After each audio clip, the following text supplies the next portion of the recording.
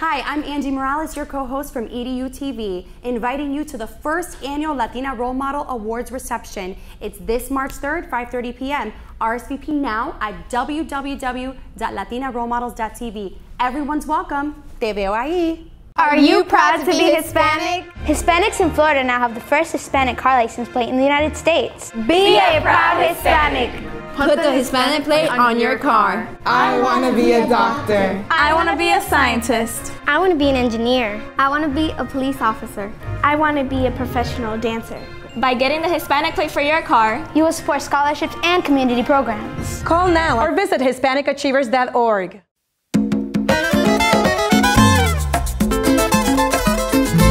Hay baile en el vecindario, todo es fiesta y alegría, porque ya el boricua tiene la cerveza que quería.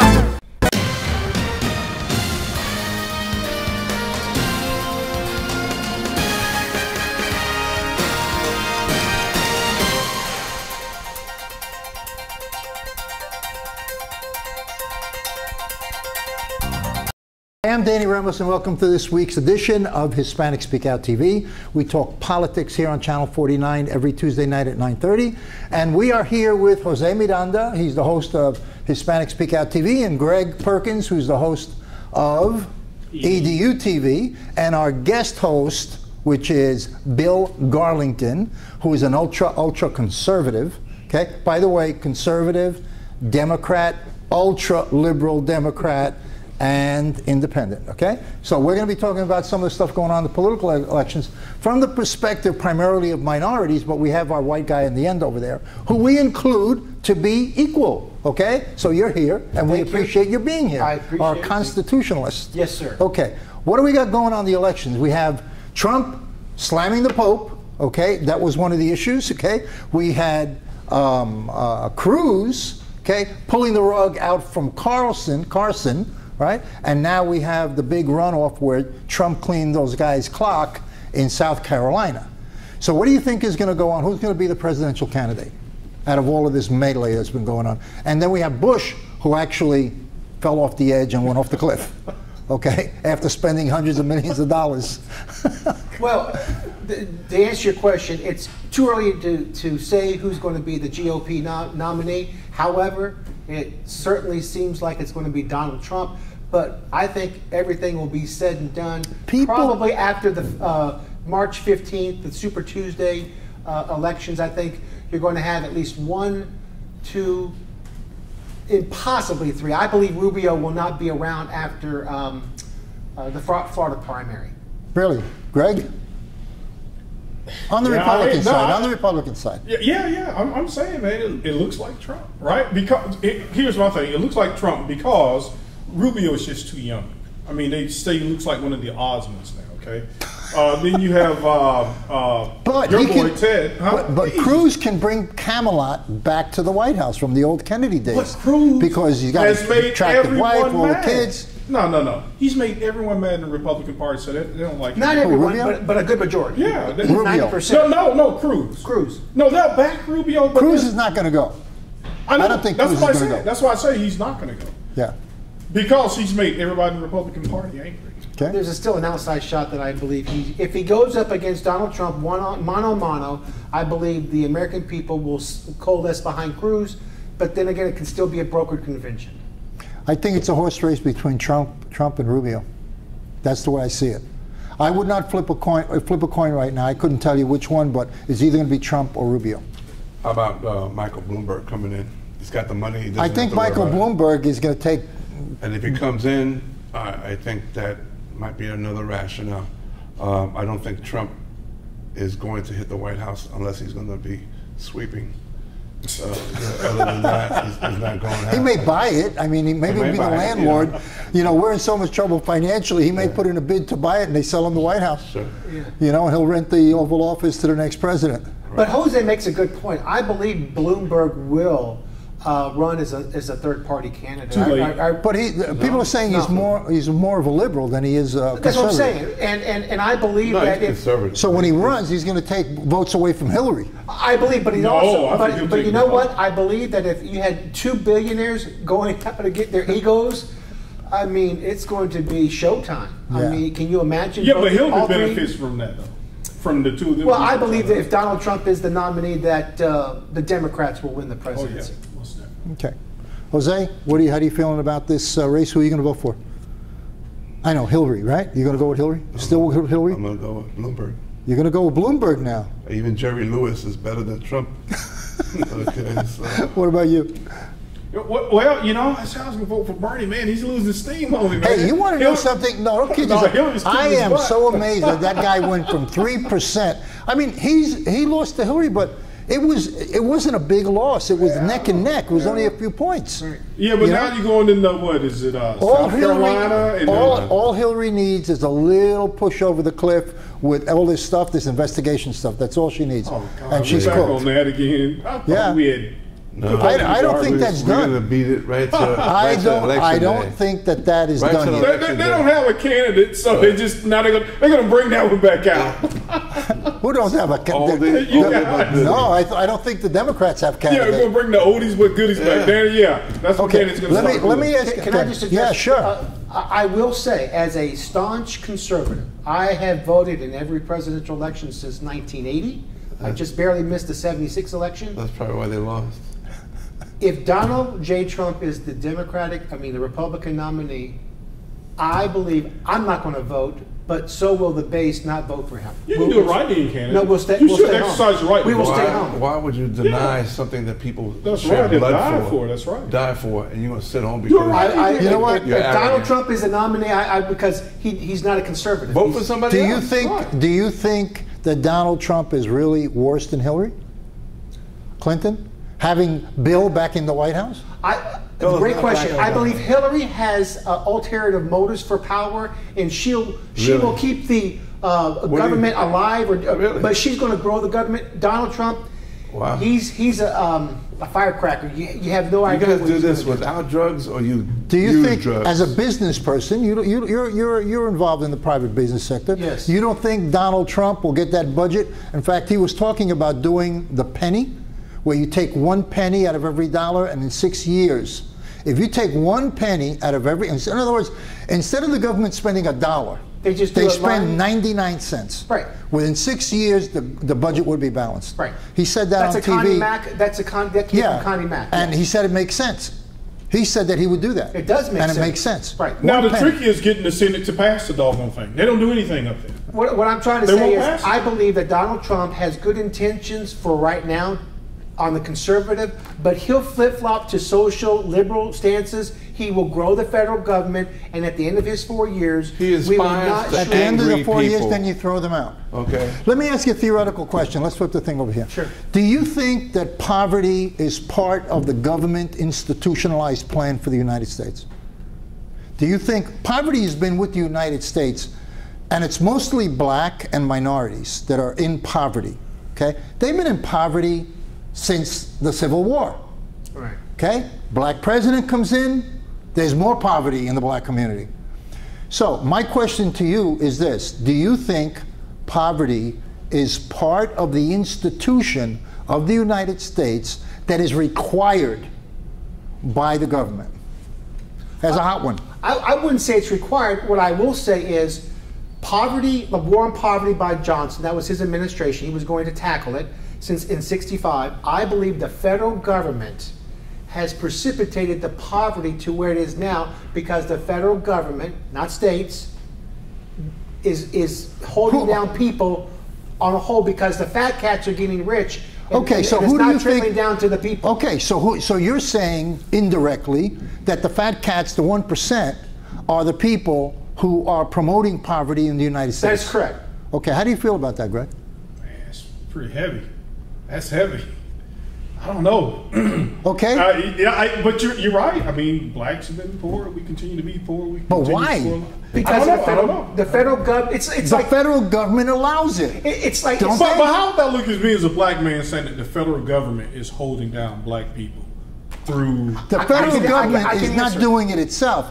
It's the way the system is built that's doing it, can't say and that. nobody can turn that system around. Well, Look at the Great Depression, okay? Yeah. That affected everybody. White people also. Well, we almost had that just now. We almost had a just depression had right now. But it wasn't. They didn't promote a certain generation over another.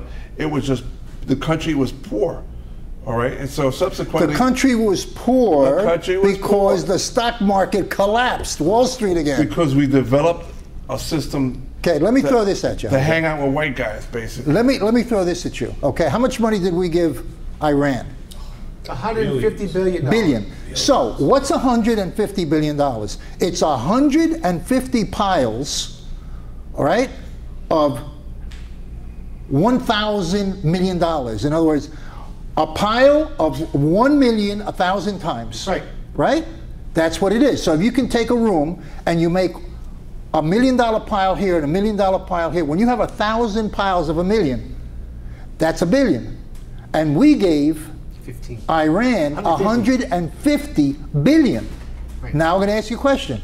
How many adults in the United States? 333 million. Okay, that's the population of the United States. Right. Adults in the United States is around 280 million. Yeah. Okay, so one of those 15 piles, okay, you take one of those 15 piles and you just take a quarter of it, of those 15 piles, and you can give every adult in the United States $1 million. Give it to them and eliminate poverty in the United States. It's that simple. Yeah.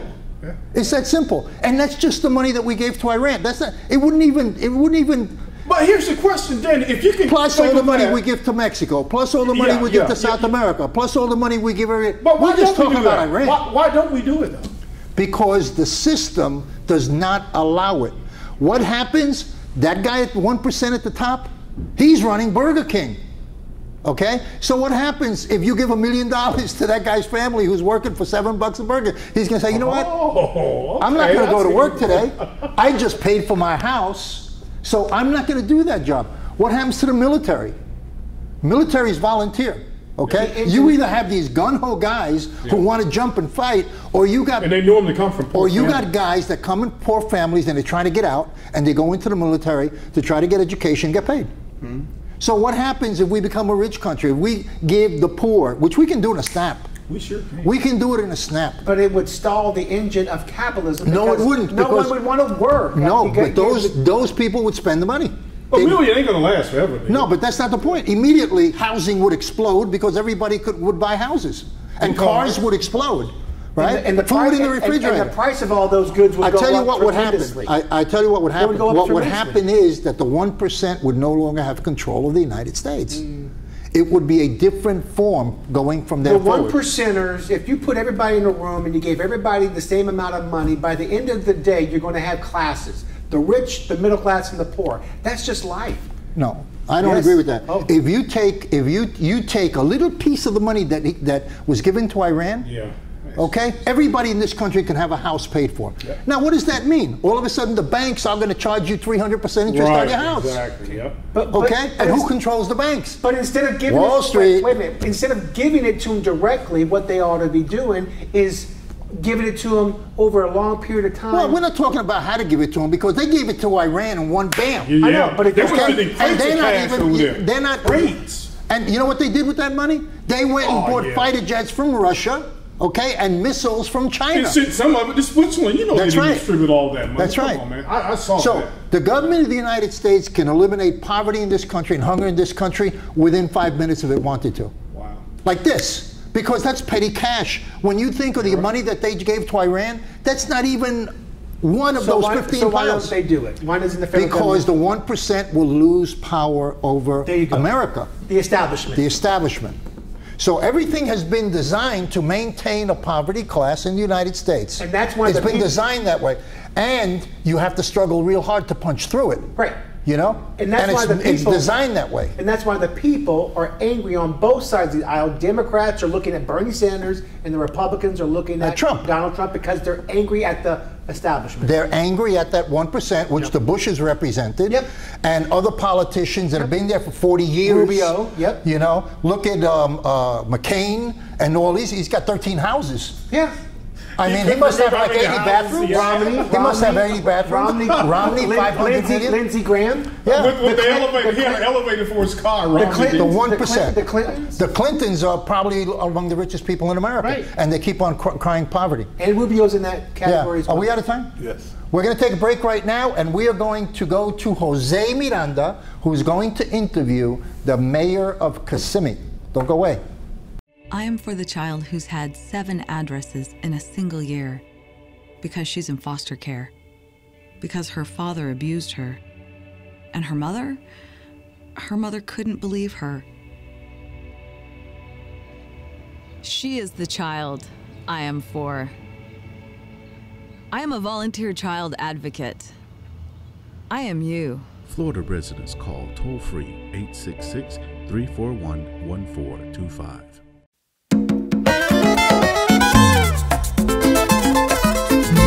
Hay baile en el vecindario, todo es fiesta y alegría, porque ya el boricua tiene la cerveza que quería.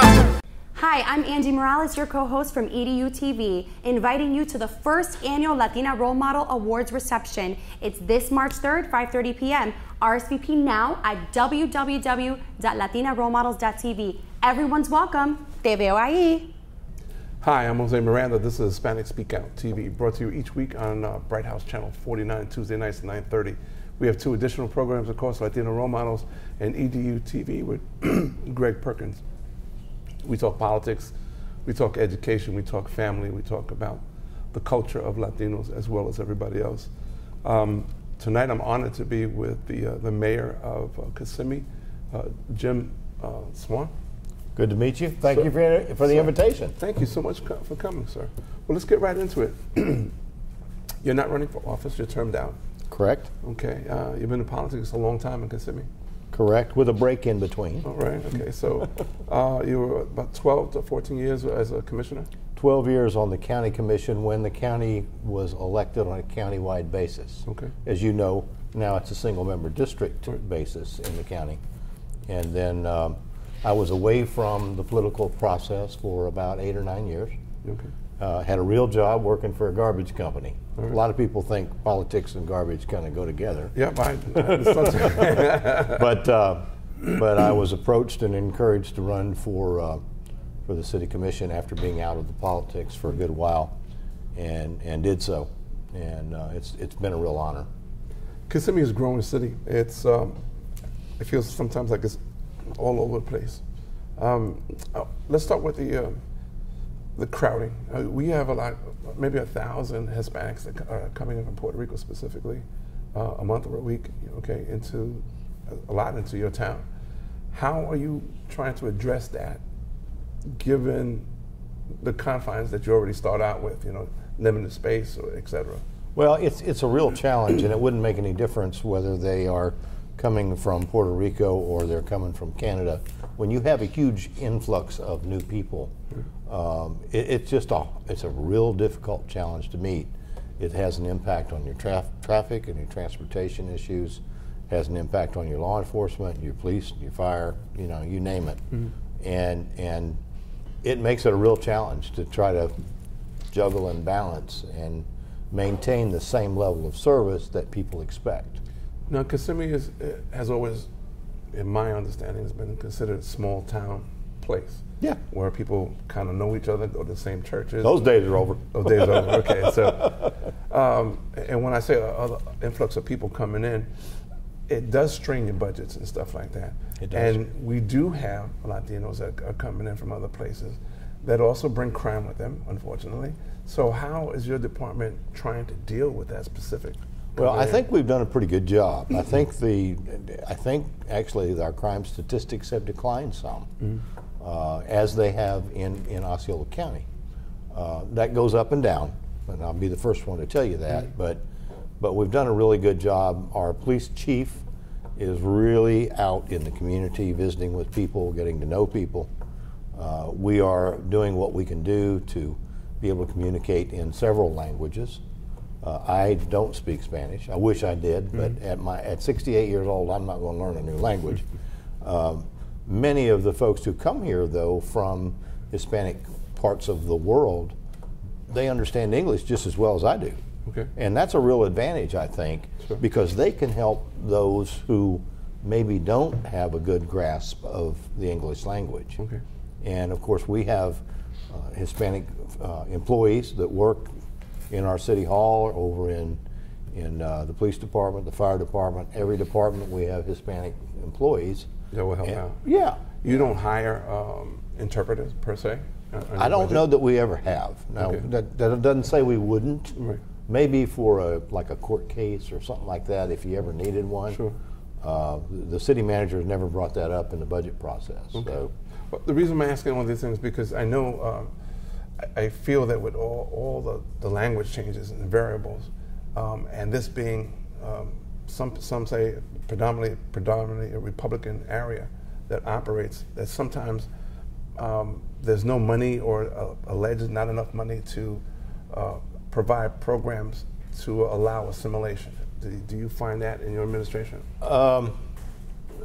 Specific programs, I don't know that we've done anything along those lines.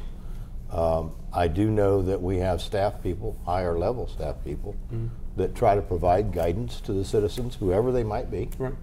And we do our best to treat everybody the same way. Okay. I don't care whether you came here like me from Illinois, okay, or you came from Middle America, or you came from South America, or one of the islands.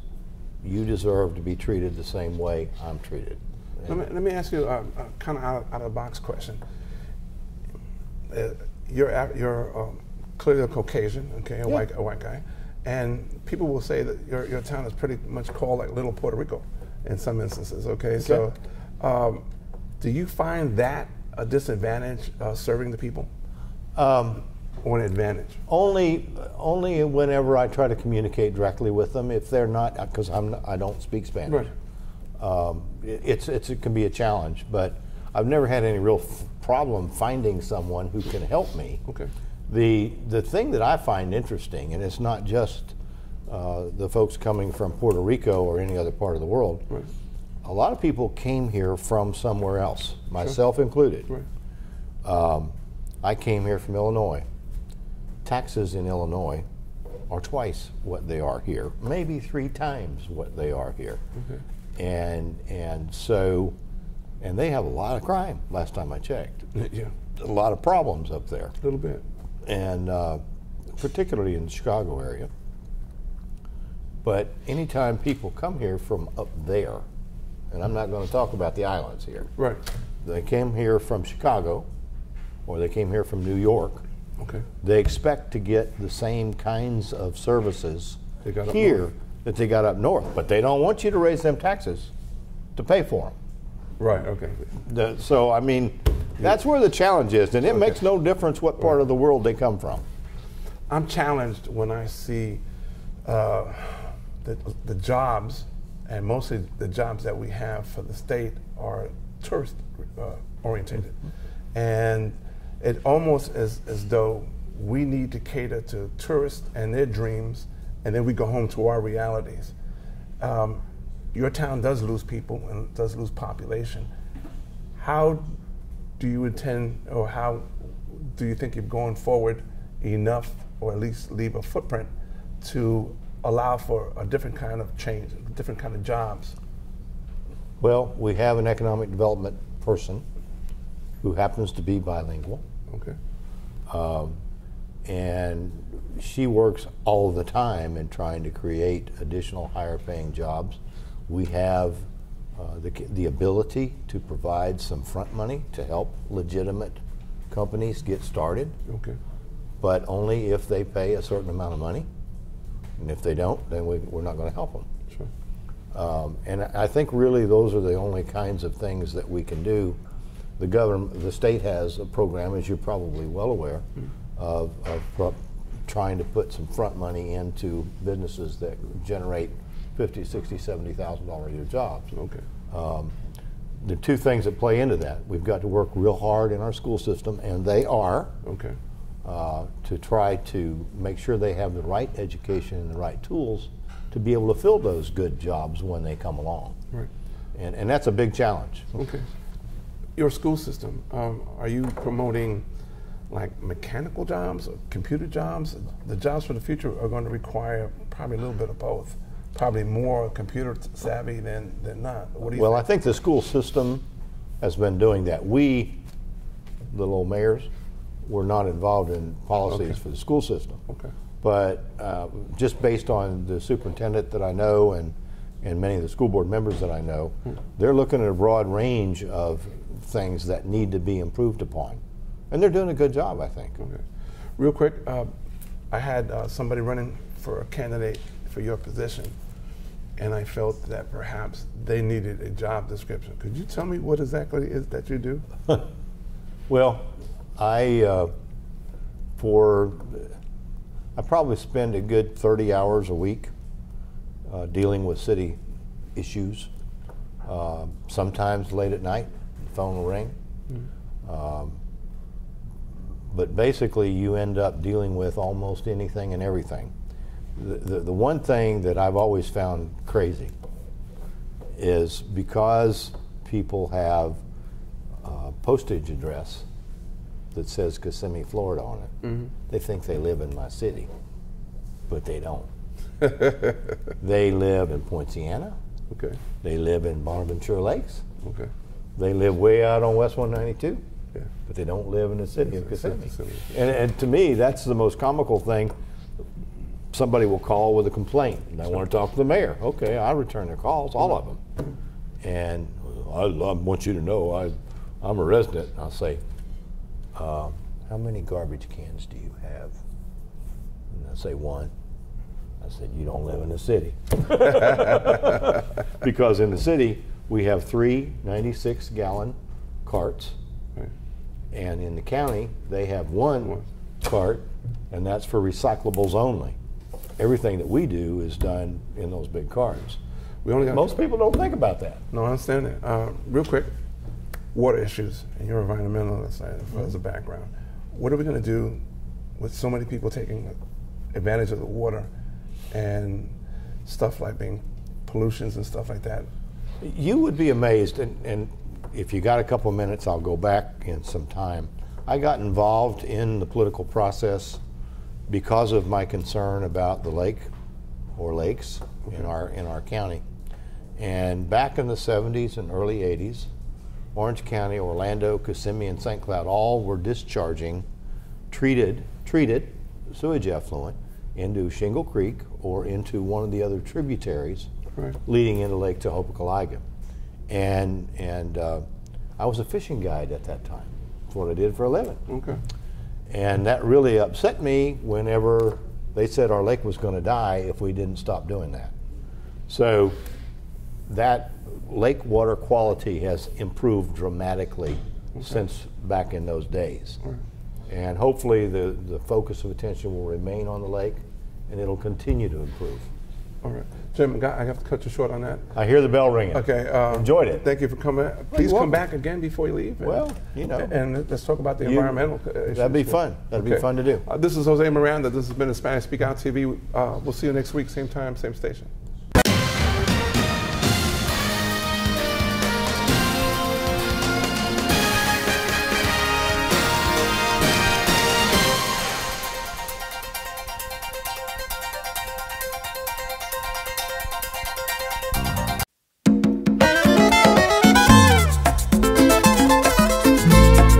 En el vecindario todo es fiesta y alegría, porque ya el boricua tiene la cerveza que quería. I am for the child who's had 7 addresses in a single year because she's in foster care, because her father abused her, and her mother couldn't believe her. She is the child I am for. I am a volunteer child advocate. I am you. Florida residents call toll-free 866-341-1425. Hi, I'm Angie Morales, your co-host from EDU TV, inviting you to the first annual Latina Role Model Awards reception. It's this March 3rd, 5:30 p.m. RSVP now at www.latinarolemodels.tv. Everyone's welcome. Te veo ahí. I am for the child who's had 7 addresses in a single year because she's in foster care, because her father abused her. And her mother couldn't believe her. She is the child I am for. I am a volunteer child advocate. I am you. Florida residents call toll-free 866-341-1425.